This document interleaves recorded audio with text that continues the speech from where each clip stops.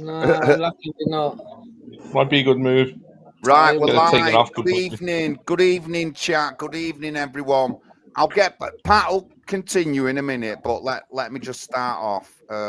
We was going to go a bit deep into Epstein's Island. We will talk about it later on in the show. First of all, we want to talk about the party conference, which is on Saturday.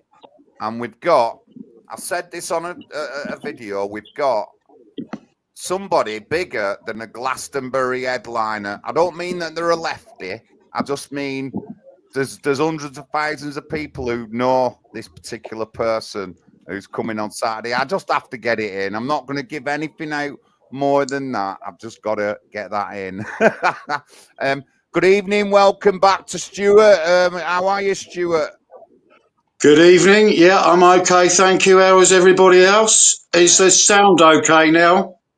Crystal Sounds brilliant, clear, Stuart. mate. Crystal clear. All good my end. I'll shut up for a little while and let everybody get on with it.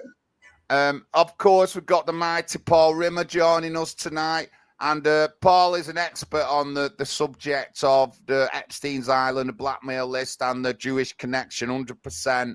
And it's got to be talked about. And, of course, we've got party treasurer Pat McGinnis there. How are you, Pat? Tell us about you. Tell us about your arm. Oh, yeah, I had a bit of an accident. I won't go into full details because I'm going to tell everyone about that in my speech at the conference. But I had a pretty bad accident, so I've been out of the game, and it's actually given me quite bad pain as we speak. So I've got my hand elevated out of sight to keep the swelling down. And I had an accident with a remote-controlled helicopter, nearly chopped my fingers off, and luckily I didn't. So I had an operation last Monday. It's in recovery, but I can't even drive, and it's very frustrating. But got to get to the conference on Saturday, and I'm really looking forward to seeing everyone there. And I've got my speech ready to go. And we've got around 10 speakers coming, and it's going to be a great day. Barbecues, lots of speakers. Godfrey Bloom will be speaking. James Buckley, who's very big on TikTok, will be speaking. We've got a new up-and-coming person speaking, Roisin O'Flaherty. And, yeah, it's going to be a great day. Are you going to make it, Paul? I can't guarantee, it's going to be a last-minute decision. But is there any places still left there, Pat?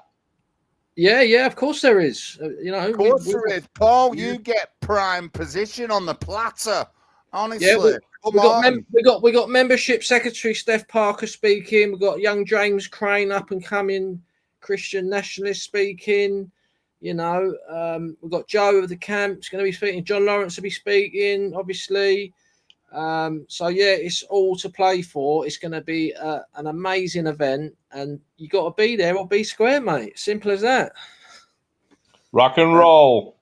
That's the 23rd, and if you come in, I'm sure that I've said it on the article. Said preferably no dogs if you come in. There's already about 15, 16 dogs on the camp already, and it just doesn't go well. Unfortunately, I know that's a bit bad. Eventually, I'm sure that we can get some kind of area sectioned off eventually for dogs, because a lot of people have dogs, whether they're veterans, civvies or not, whatever. There's room for camper vans, so you'll get a space on a nice piece of grass somewhere. We do have a car park. There is a car park. There's amenities as well. There's restrooms, toilets, and that. You'll be able to see the camp. There's a big veg area that Mike looks after on the camp, and you'll get to see what's been done over 6-7 years at the camp, and I can explain every little nut and bolt about that camp. Yeah, and it's not too late to come. Please get in touch with us. You can definitely still come down there. We can give you the address and everything, and we do advise everyone to bring some food, bottles of Coke, bottles of lemonade, crisps, sausage rolls. But there is going to be food there, like John said, hot dogs, cheeseburgers. and it will be like a political festival. So yeah, it's going to be good. And of course, guys, it's nothing extreme. We just want to run in local elections. I don't know how many times I have to tell that to people and get involved in communities. I've had a great day myself in Oldham, talking with residents over certain issues they've got, very well supported down there. And I've had people saying to Ramo, I was with my mate Ramo, and 3 people said to her today that they're voting for me when we was walking up the street. She couldn't believe it. But, we're working in our local communities. Pat's been doing a petition about... Tell us about that petition, Pat. Yeah, I mean, I'm really frustrated because my campaign's been put on pause because of my accident. And I've been at it for 2 years and 3 months. I've been going out twice a week. I've spoke to maybe 1,500, 2,000 people out of the 9,000 voters in my ward. And, there's a bad drug problem in Covent Garden. There's people taking crack and heroin outside people's front doors. There's people defecating and urinating literally on their doorsteps. And it is absolutely disgusting. It is vile living around there. It's okay for some people if they're off the beaten track, but there's certain parts you just wouldn't want to live there. And it's been going on for 30 years. And I've got experience in this field, and I know what the only solution is, and it's a zero tolerance to give anyone taking crack or heroin openly on the street an automatic 4-week prison sentence, because it can't be tolerated anymore. And that's the only thing what will sort the problem out.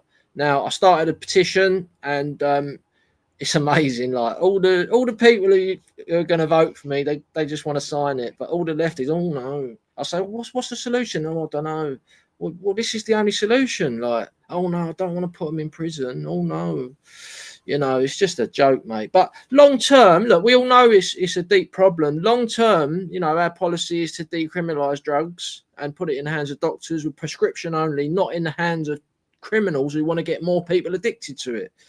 And that's a test for 4 years. If it doesn't work, we go back to what we are now. But it's not working. America's tried the hardline approach, and they've ended up with 1 million people in prison. So it hasn't stopped people taking drugs. The price has gone up. What's the solution? We need to try different options at least. So that's my short-term solution for the problem in Covent Garden. But they'll have to do it all across W1, WC1, and WC2 area for it to work, but that's the only solution, and I'm determined. That's one issue I'll be campaigning on with determination. Another is the road closures. I'm determined to get all these LTN road closures opened. They've made our life hell, these people. I don't want to swear. I'm tempted to swear, but they're absolute scum, these people, the Labour Party.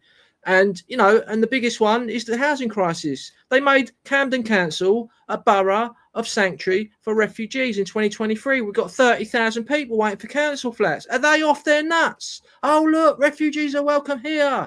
And, no, we don't. We're full up. We've had enough. And everyone's voting for me.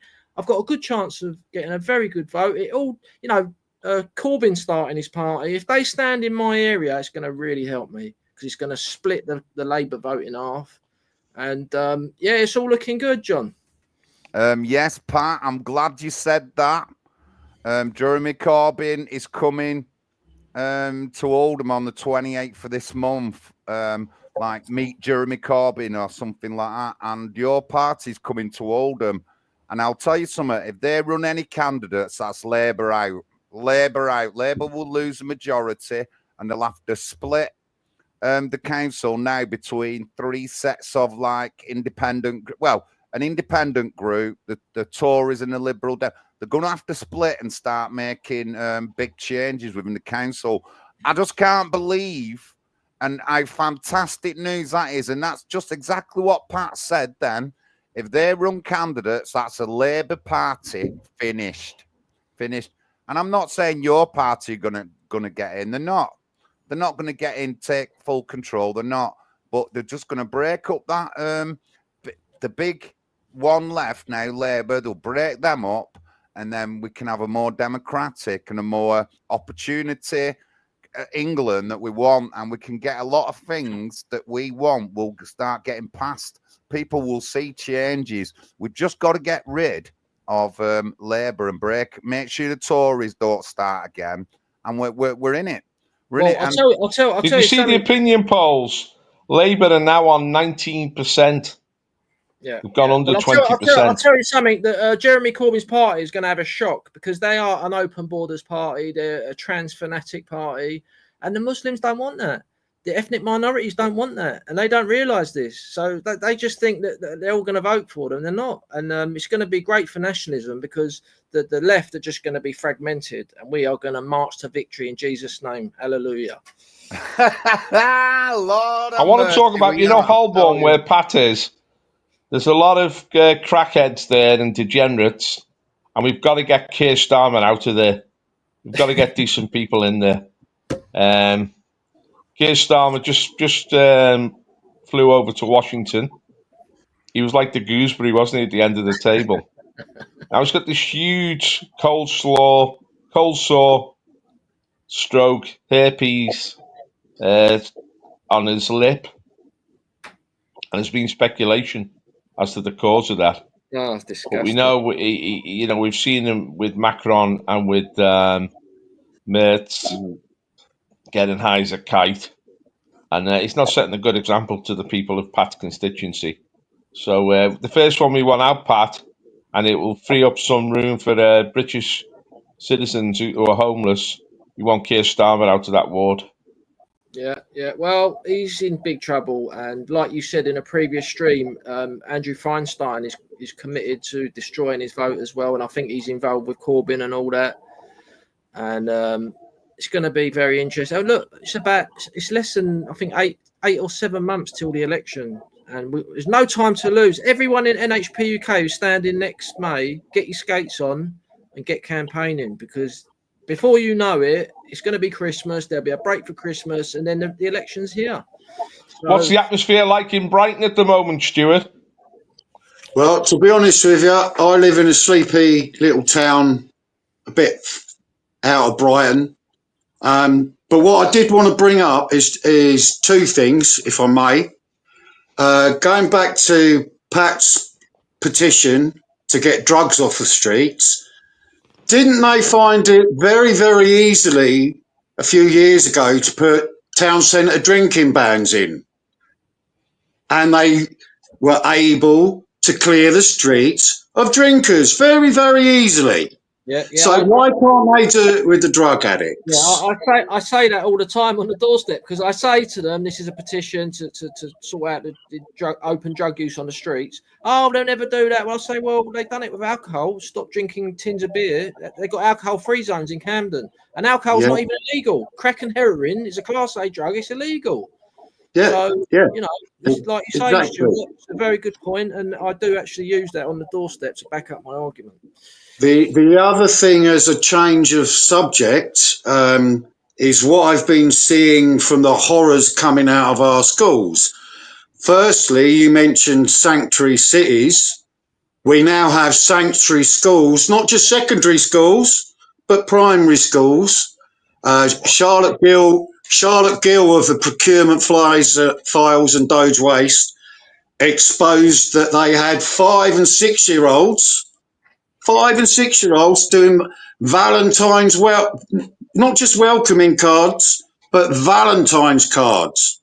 Letters. For immigrants.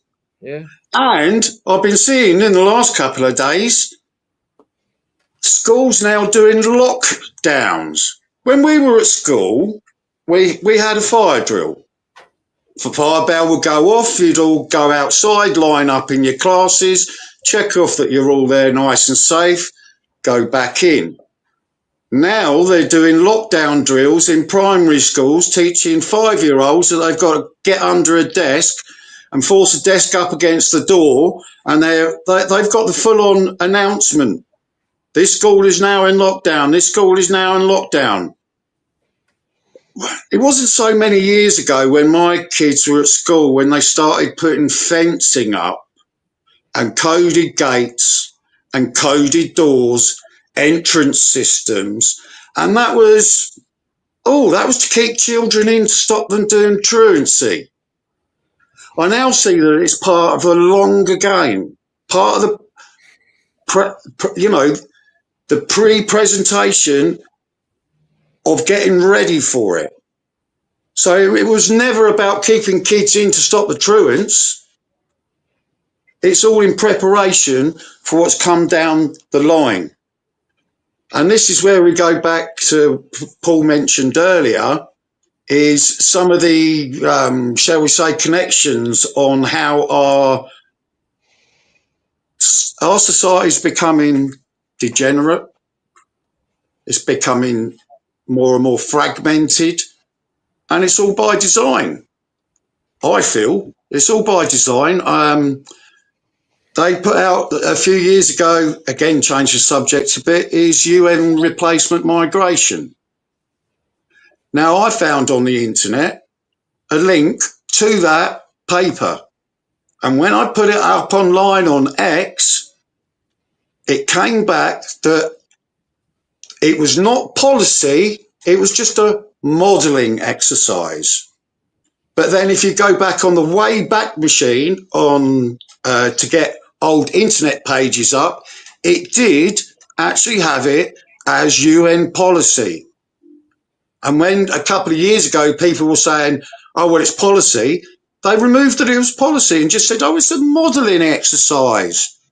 2,000 people per month, per million head of adults in the country, in the UK, needed just to maintain population because they've prepared for a drop in birth rate and an escalating death rate in particularly the white population of the Western world. And we're on a suicide mission there, Stuart. We've got to acknowledge that. The problem is the replacement migration. We're being dispossessed in city after city. I remember when Leicester became the first city with a majority non-white population. Now city after city is falling, including London itself. In fact, the British white population in London is now about a third. So we've lost our capital city. Two big developments today. One was Sadiq Khan. He's increasingly critical of Starmer and Starmer's leadership. He's about to step aside from being London mayor, and his next move is to become Prime Minister. The first Muslim Prime Minister. The horror. And you know what Sadiq Khan's like? Trump sums him up very well. But on top of that, Epping, the hotel, the court has ruled the council can get an injunction to close it, to stop it being used for asylum. That is a green light to every protester in the country to get out there, protest outside the hotels that are putting these people up and stop it, because the courts will back you. Because you see, we can't have a nation where there's chaos and disorder in area after area. And what if the courts will go to the cause of that, which is housing the immigrants in these hotels, concentrating them in residential areas where there's lots of school children and these guys. You talk about 6-year-olds, sending Valentine's letters to migrants. Yeah. In their culture, of course, there's no age of consent. So they regard 6-year-olds as potential wives or potential partners. Muhammad himself had vice sex with a 6-year-old when she was 6. So for them, this is just culturally normal behaviour to prey on children. But for us, it's absolutely terrifying. And of course, we have what happened in the Blair Brown era when Jackie Smith, when he said, don't get involved, when these people were raping, drugging and pimping hundreds of thousands of British kids. There still needs to be a reckoning for that. But we're terrified, and parents are terrified that it's going to happen again, and it's going to hit the home counties. And we're seeing in Essex the response. The response of the British people has been really uplifting. They're not taking this lying down. They're now starting to campaign en masse to stop it. We've seen the flag process as well. Flags are going up. Now, councils are taking down English flags in the likes of Birmingham and putting up Pakistani flags. It shows like we're almost like an occupied nation. But they have a tactic in Ulster which we need to copy, which is they paint the curbs red, white, and blue. You can't get that paint off. You go to East Belfast, the whole street is red, white, and blue, and then we need to copy that over here because this is a staring of the patriots in this country. This is a staring of the British people. I mean, Pat always talked about the whites or the white British, the indigenous population, the true Britons becoming a minority in our land. We're still going to have to fight our corner, even if we become a minority.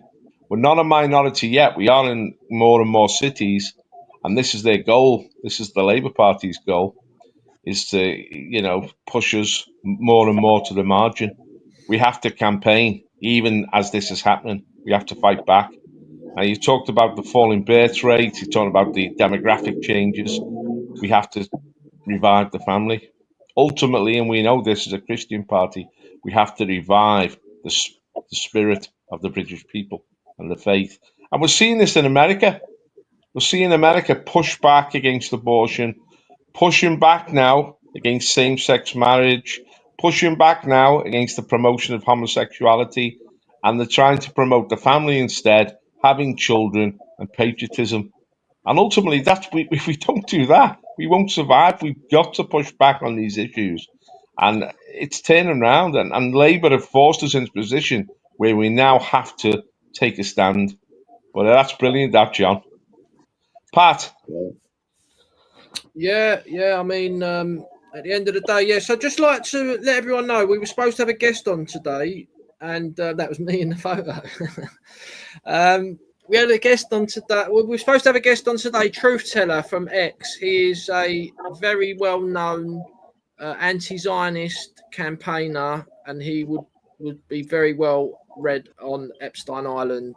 He couldn't make it. He sends his apologies, and he will be attending next week. So we will be doing that stream next week as well. But we are also going to discuss it because Paul did some research on it, and John's got a bit on it as well. But yeah, this flag situation is great. I encourage everyone to do that. All the British flags, English, Irish, Scottish, Welsh, Union Jacks, brilliant. Need to see more of that. And like you said, Paul, the red, white, and blue curd. Well, I saw that in the 80s because like half my family's orange Irish and the other half sort of like green Irish. And when I went to the Northern Ireland in the 80s, we went to the village where my family's from. It was like red, white, and blue curbstones everywhere, Union Jacks everywhere, the Ulster banner everywhere. Beautiful sight, and it's really nice to see. It's such a liberating feeling when you see it because it's a normal thing, and they've basically destroyed it in on the mainland, and we're seeing a fight back now and a resistance to fight back against the Marxist Zionist dictatorship we're living under, basically. So So do you want to get onto the old Epstein Island? Right. So let me tell Sorry, you. can I just jump in before you do that? If you don't mind. Yeah.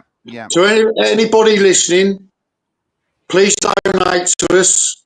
We need to get leafleting out there, get groundswell movement going, along with what's happening with the country.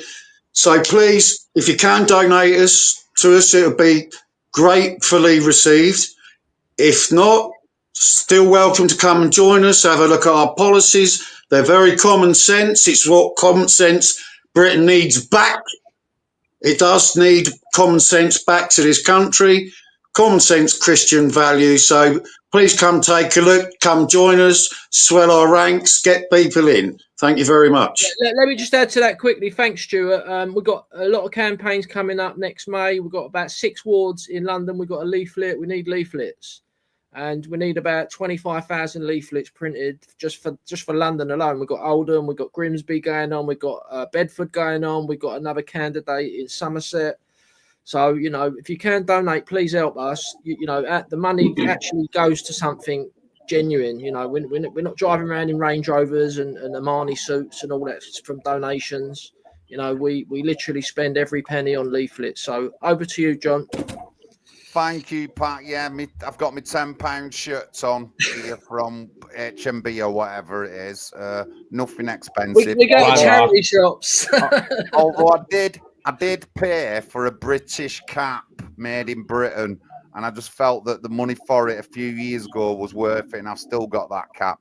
Anyway, thank you, everyone. 23rd of this month, it's on Saturday. It's our party conference, and we have got an headliner bigger than a Glastonbury headliner coming to speak and spend the day with us. So how's that? How's that, guys? How's that? And Big John does not disappoint. I want to tell you we're going big. We're going big. So we're going big at the camp this weekend. You'll be able to meet Joe and Dion. I'm sure we can get Joe up to say something. There is a couple of veterans there already. Steve, 70-odd-year-old Royal Navy veteran. And his claim to fame is when you watch a documentary that's done like in Antarctica and the filming their Emperor penguins, he's been part of that. He's been part of that. So he's well traveled in the world. But yeah, great guy. But yeah, so we're talking about Epstein's Island. And before all this, well, at the time, when did Epstein get sent down anyway? When did it all come to light? 2019, he died, didn't he? So before Allegedly. before that, I was involved in, a lot of people might know, Justice for Our Boys case with Tracy Blackwell. Now, her local MP was Nick Hurd. And what Nick had done, he'd wrote a letter saying that, you know, he's not a lawyer, but the stuff he's seen questions a lot of stuff. And I've got here, I'll just, you know, I don't want to like say something that's bullshit and not show you the evidence. So I'll just show You've got you. some interference coming through, John. Can you mute someone? Can you hear it? It's gone now. So yeah, just let me get it up. It's gone now. One sec. I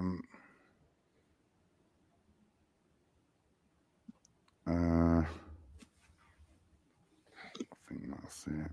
So Epstein Island is a blackmailing ring, and they enticed all the leaders from the West, Clinton, Obama, all these sort of people, to get them in compromising positions on camera, unknowingly. They obviously didn't realise what was going on, and they're allegedly, because nothing really has been proved yet, but it's pretty obvious.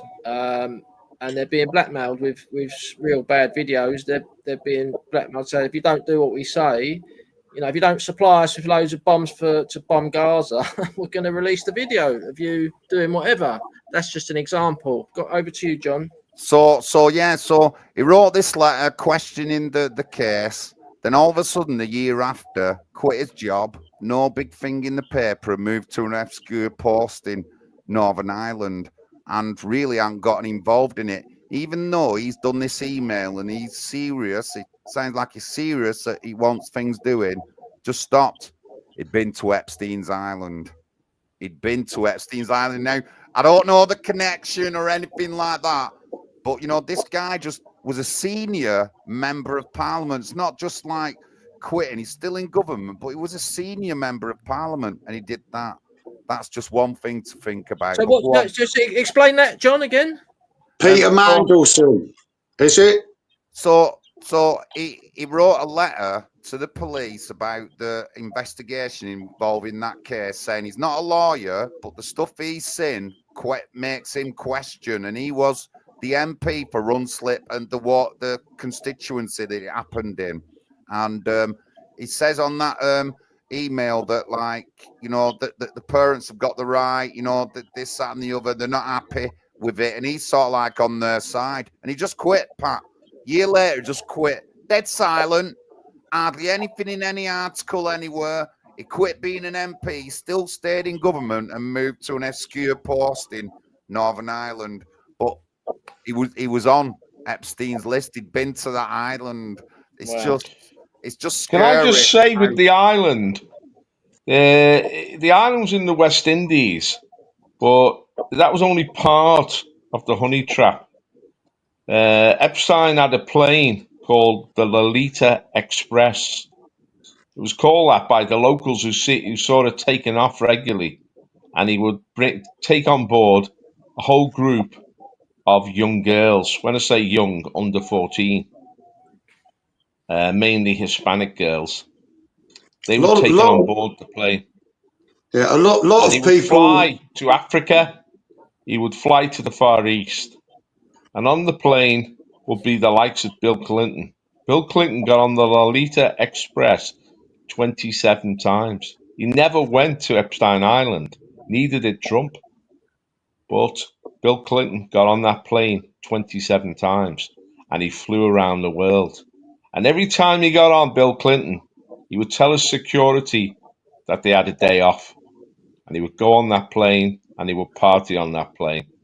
Now, who was Epstein? He was a New York Jew, a nobody really. Did quite well at school, made a few connections. The next thing you know, he's in high finance. He's got very significant backers. And he becomes a millionaire, then a multi-millionaire.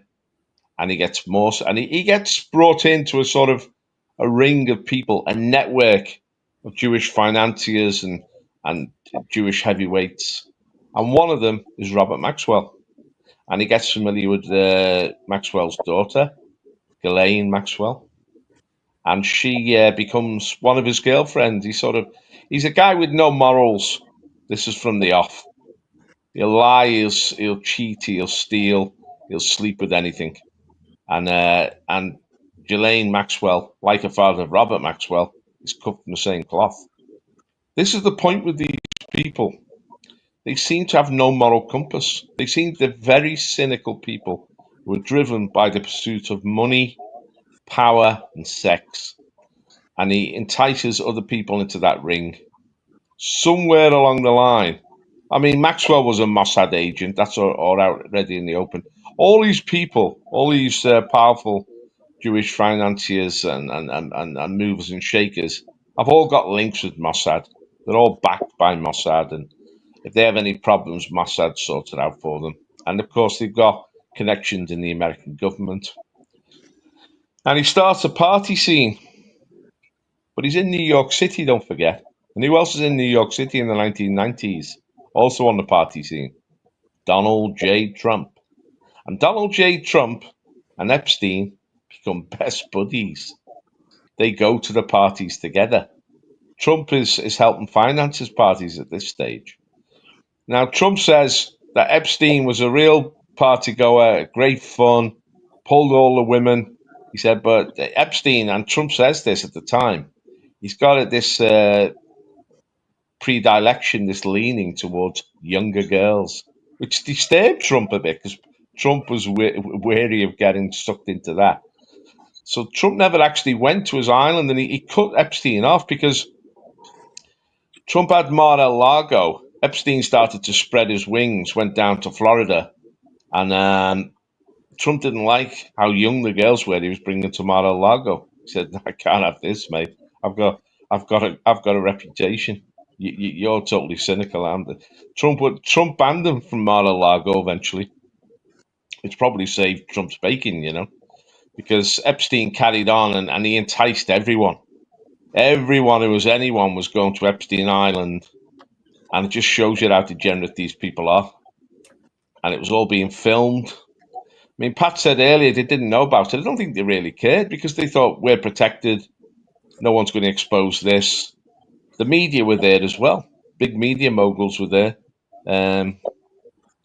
Who's the guy who was the mayor of New York, the Jewish fella, who tried to... Bloomberg, yeah, Bloomberg. He became mayor of New York. He was heavily involved with Epstein. And he was, of course, a multi-billionaire. So they got this real racket going, But there's a problem now, you see. What is Judaism? Is it a religion? Is it a culture? In the past, it had a reputation. It had a spiritual dimension. It had a financial dimension. And of course, over the last 80 years, they played the victim that they suffered in the Second World War, and therefore they're entitled to the world's sympathy. But what is Judaism today? When we see the likes of Epstein, when we see their involvement in 9/11, when we see that the way they behaved in Gaza. I mean, in Gaza, so many tens of thousands of children are being killed, and the world know this. And the Israeli government have tried to exclude the media, but the media have watched in horror the cynicism and the brutality of the IDF. Now, Israel claims it's fighting terrorism, it's fighting self-defense, but it's an asymmetrical war. Israel's got all the missiles it needs.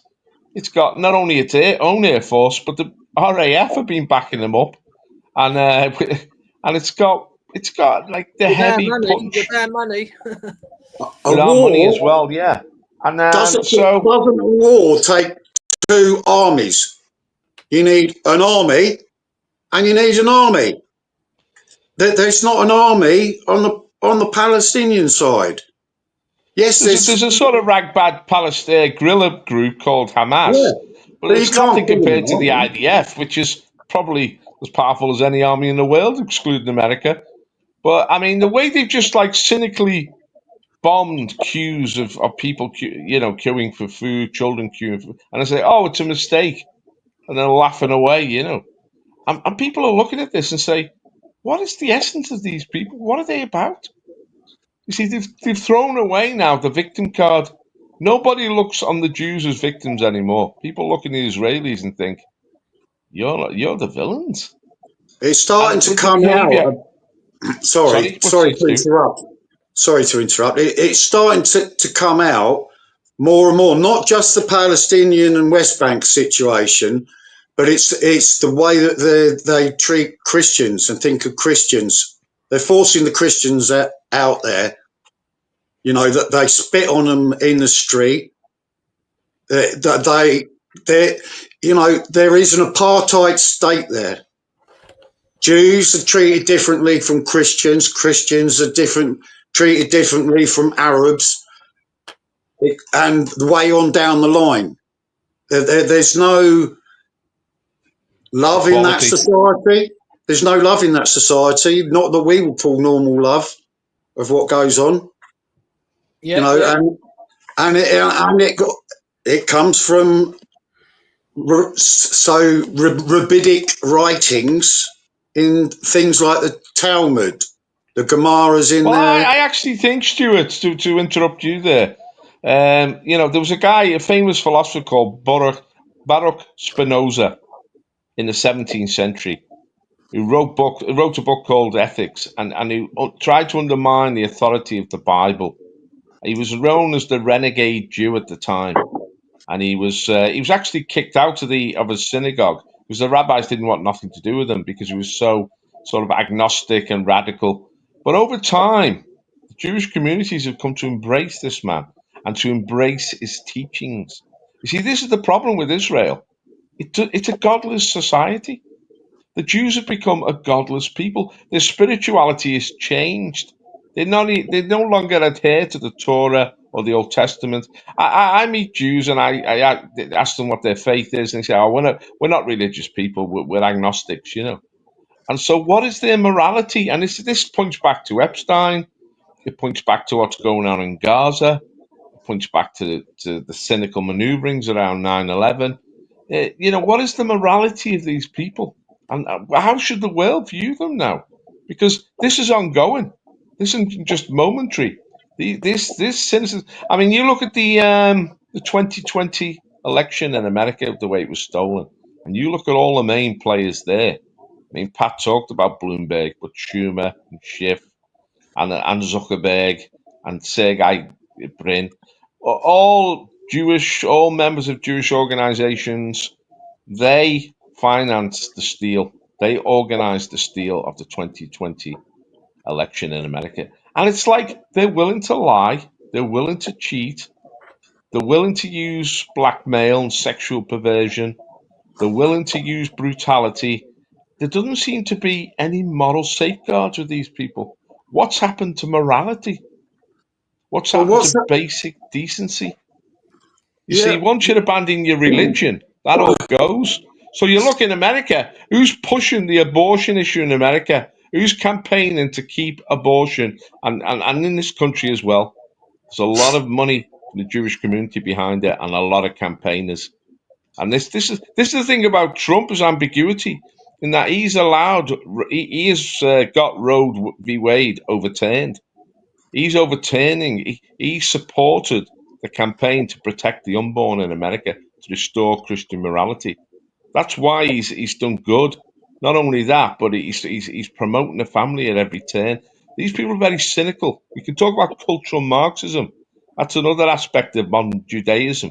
The way they've attacked our traditions and our traditional morality and replaced it with this sort of freakishness, which has led to transgenderism, rampant homosexuality, mass abortion. Morally, it's very depraved. And people are now, their eyes have opened. Who are the Jews and what is their spirituality? Pat? Yeah, I mean, going back to Epstein Island, it's obvious it was a Mossad operation. Ghislaine Maxwell was the daughter of Robert Maxwell, who's officially certified as a Mossad agent. And, you know, the silence from the Western governments about what's been happening. I mean, well, it's not even silence. They're actually they're giving them military support. And, you know, are some of those people on these blackmailing lists? Because anyone with any brain cell can see that they are literally erasing cities off the map. All the cities along the border, we've got, like, they've made a buffer zone and they've just erased the cities. Khan Yunis, I think, is one of them. And like a few of you mentioned, the ethnic cleansing of the Christians by the Zionists. You know, Bethlehem was 80% Christian before 1948. And after all the wars, what about when all the Palestinians have been expelled around the world, and all those Christians who have had children in America and Canada, they're Palestinian Christian children who were born overseas, they're not allowed to go back. And you get Christians supporting Israel. And Israel is an anti-Christian state. Forget about Islam and all that. They're anti-Christian. You know, if you're a Messianic Jew in New York City, and you know, every Jew around the world has got a right to return to Israel. They got this law. They're allowed to go there and get a passport, live there forever. Even if their ancestors have no connection to the Middle East whatsoever, they're allowed to go there. But if the Messianic Jew might say, well, actually, I now believe in Jesus, they will block it. They're not allowed to go. So what does that tell you? They're preserving a nation on the birthplace of Jesus who rejects Jesus Christ as King of the Jews. So it's just a complete joke.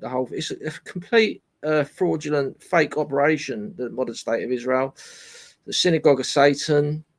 And we've got to speak out about it, because all of our governments are supporting them militarily. Our taxes are paying for that. And they're not even asking us, you know, because they know we'd say no for a start. You know, we don't want to be involved with foreign wars. We don't want to be involved with Ukraine or Israel. It's the same people behind the Ukraine war as the same people behind Israel. And that's what baffles me. Some people support Russia, but then support Israel. And it's just like, that's two opposite sides. It's the same people on the other side. So, yeah, it's incredible that this Epstein Island is not talked about more, you know, and I think Trump has got a lot to hide, to be honest. He's hiding stuff because he would release the list. And it's, you know, I tweeted something earlier about Melania. Apparently he had sexual relations with Epstein, and they're trying to keep it quiet and that. So, yeah, it's all looking pretty murky. And you know, a lot of people say Epstein's not even dead, and they reckon he got escaped from the prison.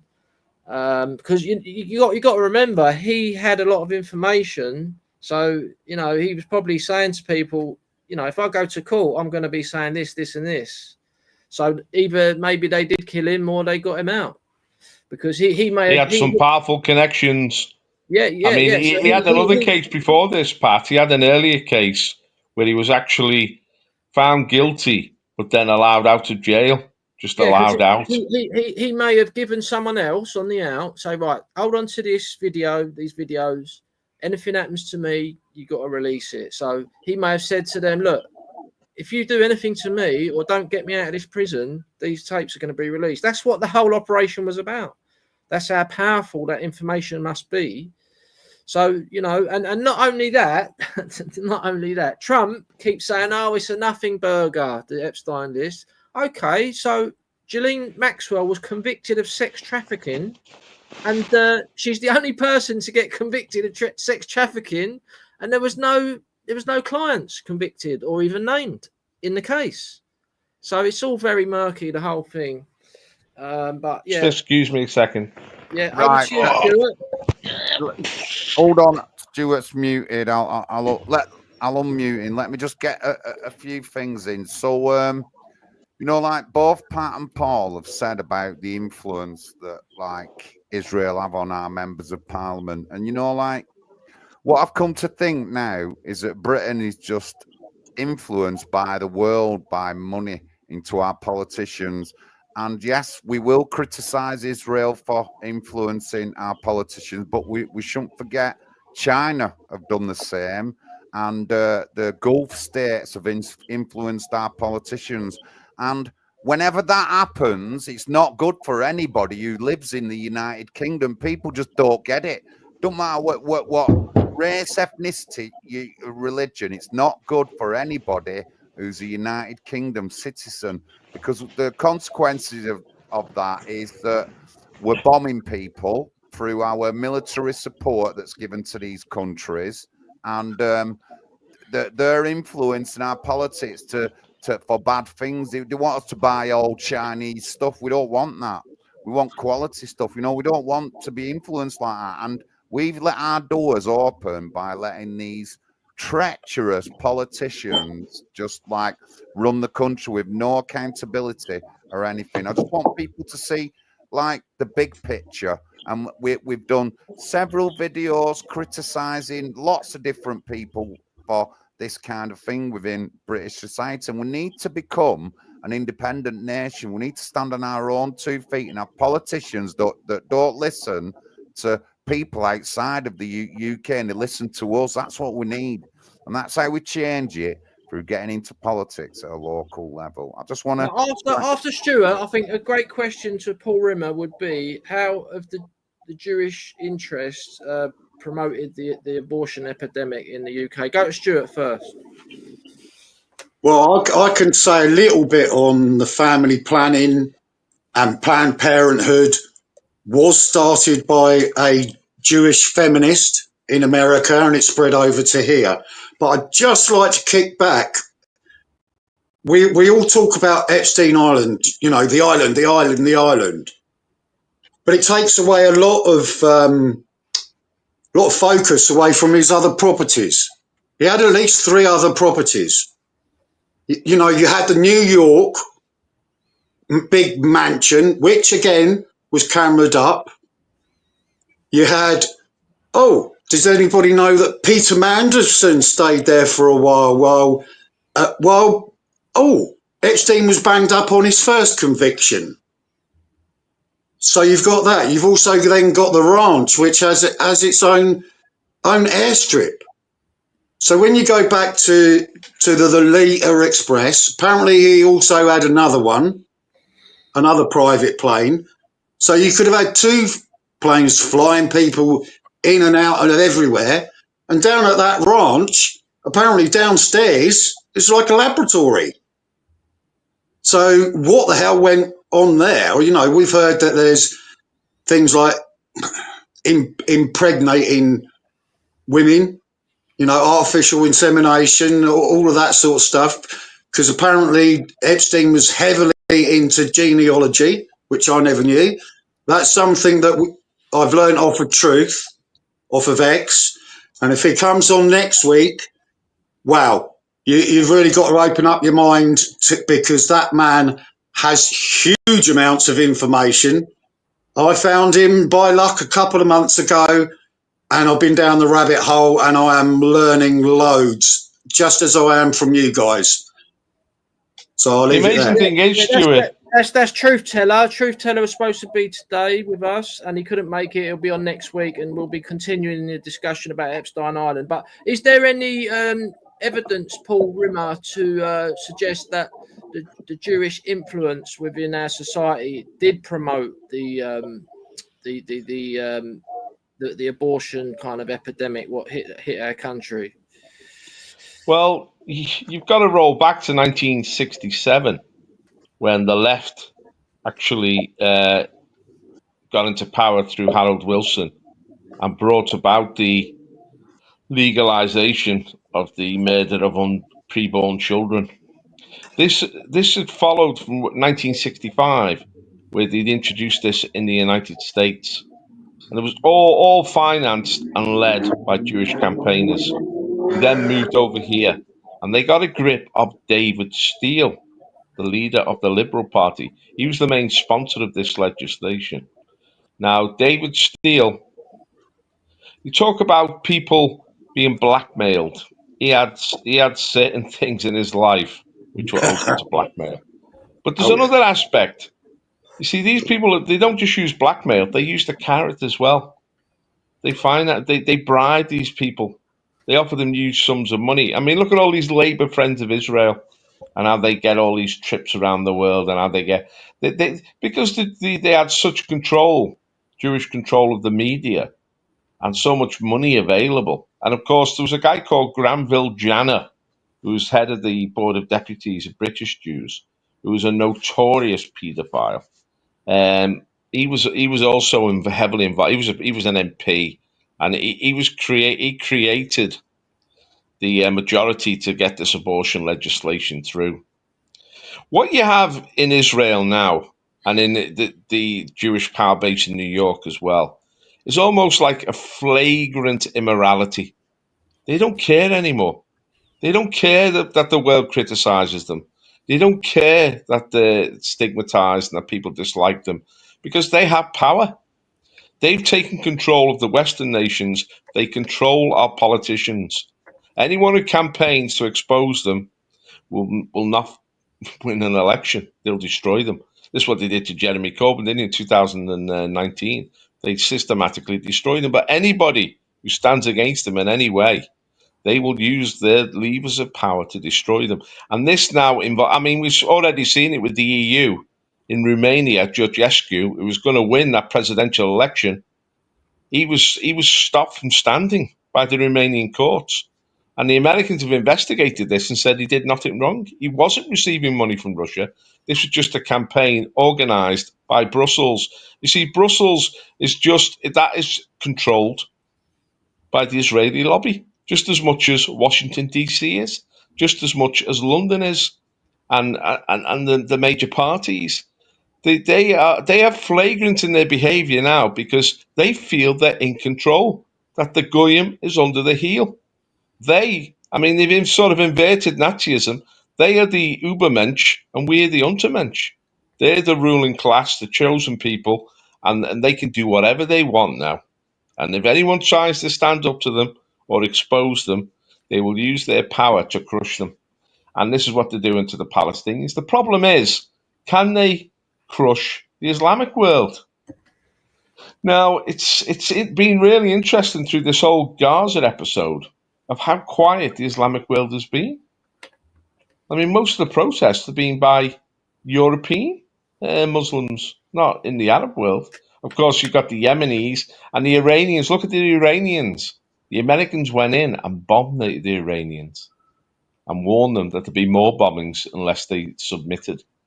And they've subdued Iran. They've subdued their enemies.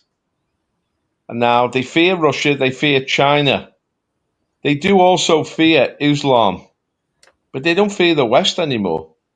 I mean, they've used the Second World War to sort of tie us up so we can't we've lost our self-respect and our ability to operate. And they've also used it to get a sort of dominance over us. For 80 years in the post-war period, we've had this victim mentality. The victim's always right. And somehow we're the villains. And it's made us impotent. But we're throwing that off now. I think that age is over. This is the thing about Gaza. It's shown what these people really are like, just how cynical and brutal they are.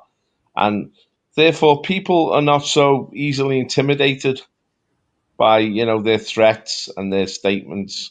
I mean, they use this buzzword anti-Semitism as another buzzword like racism. It's just an anti-white word. It's just a way to tie up and shut up their enemies or their opponents. But the world's opening up in a very different way now, and the control they have, they think they're completely dominant, but truth will prevail. I don't believe they have the control that they believe they have. The power they exercise and the way they used it can be lost, and it could be lost very quickly. John. Thank you, Paul, Pat, and Stuart. Very interesting chat there. But you know, the influence you have in the world, and people've got to see how the influence. Priti Patel got in trouble for a £50,000 lavish trip that she had to Israel a few years ago, and really she went downhill from there.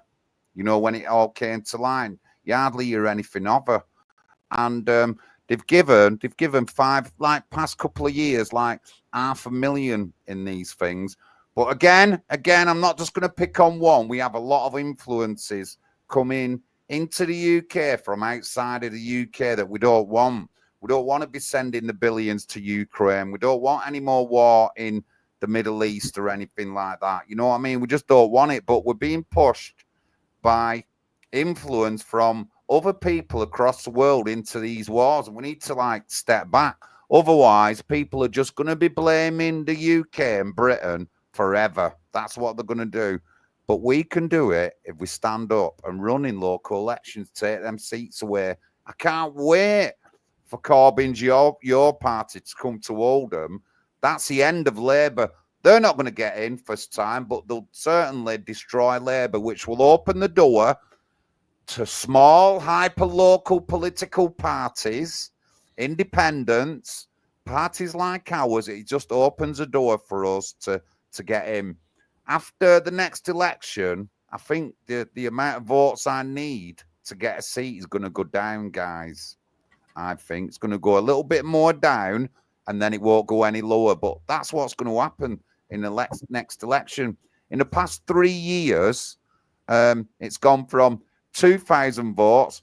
Before the referendum, you had to get 3,000 votes to be guaranteed a seat. You get in now with 900 votes. So, you know, like, that's like a godsend.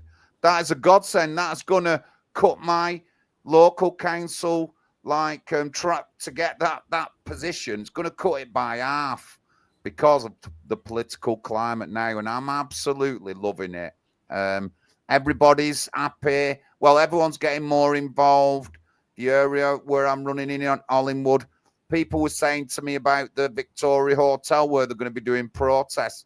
People I didn't think who would say it, but that they said that to me today, and I'm like, really? Where did you hear about that? You know, are you going to get a bit more involved? Do you fancy running for the National Housing Party?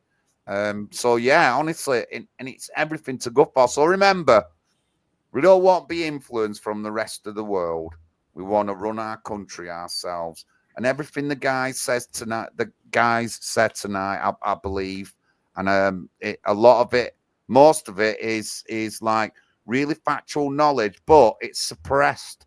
The media won't say anything. The big political figures won't say anything. Pat said it earlier, and that needs to change. We need people in Parliament who are going to speak out for the British people, no matter what they're going to say.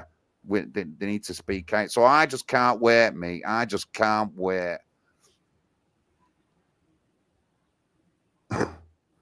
Thank you, EW. No such thing as anti-Semitism or Islamophobia. Thank you very much. We call them the deadly sins. That's what we call them. We call them the deadly sins. The politically correct deadly sins. Yeah, definitely. But yeah, so, you know, and I don't want to, I'm not blaming one particular people. I'm just blaming a lot of people, me, you know. But certainly, the main people are our government puppets. That's who we need to change. Once we get people in who are unsusceptible to these blackmailing, they won't be supporting foreign companies or ideals or societies or countries or whatever, and the focus on UK people. You watch Britain come back. You watch Britain come back. We'd be world leaders in lots of things. One of them would be like the, you know, go on, Pat. Go on. No. I was just agreeing with you, mate. Right. So yeah, let's get Britain back. Thank you very much. Right. Well, it's just on the hour now. Again, next week, we've got a special guest on next week, and we'll be going a bit more deep dive into this. I'm going to have to write a couple of notes down. But I'm at the camp this week. I'll be getting there before Saturday. Remember, if you've got a camper van, you're more than welcome to come down. If you want to stay, you'll have to bring a tent, though, if, like, you do want to stay overnight. There's just limited space. We was trying to save money to get a second bunkhouse, but that's been like slowed down a bit, but eventually it will come. And the existing bunkhouse, changing it round a bit, so it's got 6 beds in it or something like that, single beds. But we'll show you more about that at the time. But thank you very much. Any last words, gentlemen?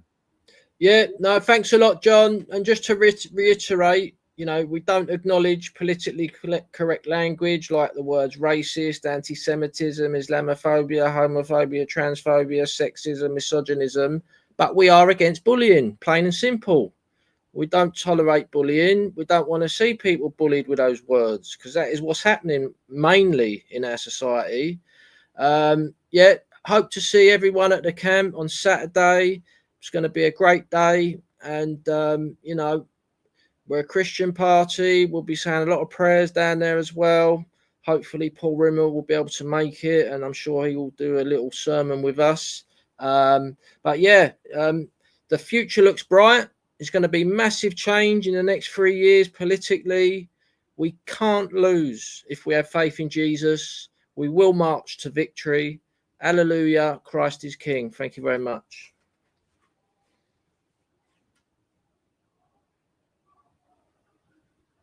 Everyone in the chat, thank you for watching. Good night, everyone, and I'll see you on Saturday.